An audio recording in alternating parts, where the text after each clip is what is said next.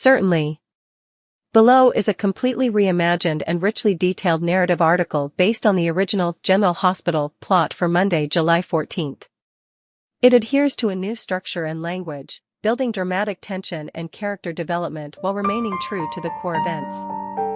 Port Charles in turmoil, secrets, blame, and a memorial that unleashes chaos. ****. The morning sun over Port Charles betrayed the storm that was brewing behind closed doors. In a town long used to secrets and schemes, July 14th would mark a convergence of grief, confrontation, and whispered betrayals, each ripple threatening to become a tidal wave. As some mourned Natalia Ramirez, others plotted in shadows, while still others clung to the fraying edges of their sanity. And at the heart of it all stood Daisy Gilmore, the child whose life seemed doomed to be torn between legacy, revenge, and survival. At the Corinthos estate, the air was thick with tension.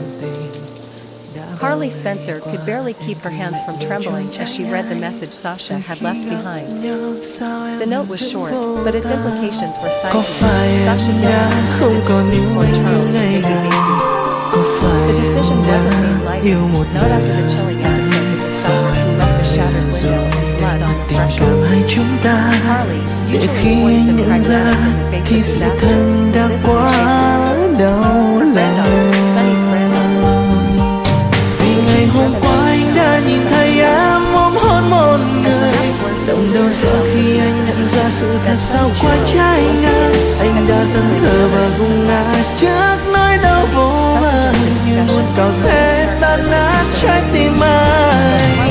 Từng giọt nước mắt cũng không thể xóa được hết những nỗi đau này.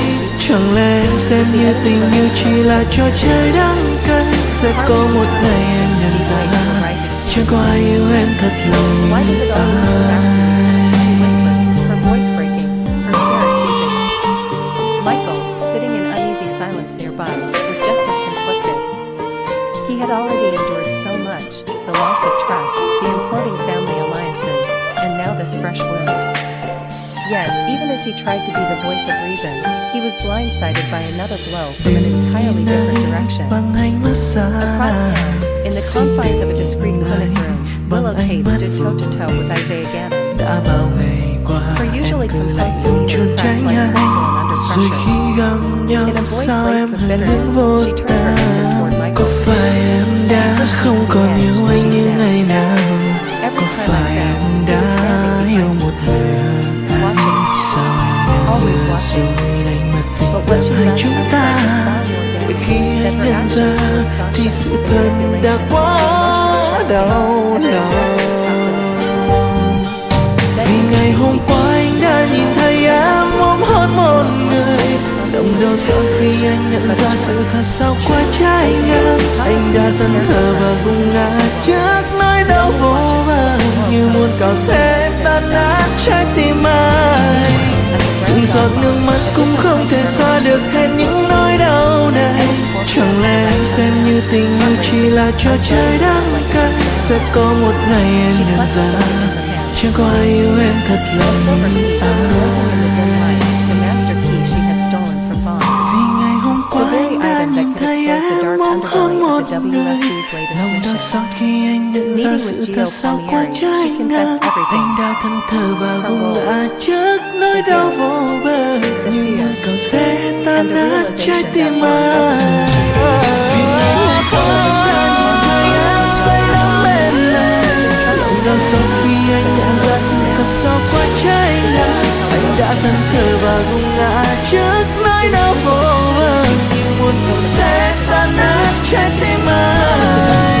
Từng giọt nước mắt cũng không thể xóa được hết những nỗi đau này. Chẳng lẽ em xem như tình yêu chỉ là trò chơi đắng cay? Sẽ có một ngày em nhận ra chẳng có ai yêu em thật lòng như anh. Sẽ có một ngày em nhận ra chẳng có ai yêu em thật lòng. If you're not all in, then step aside. Như Vaughn, always grappling with a guilty conscience, tried to shield Jocelyn from the pressure, but Brennan's intentions were clear.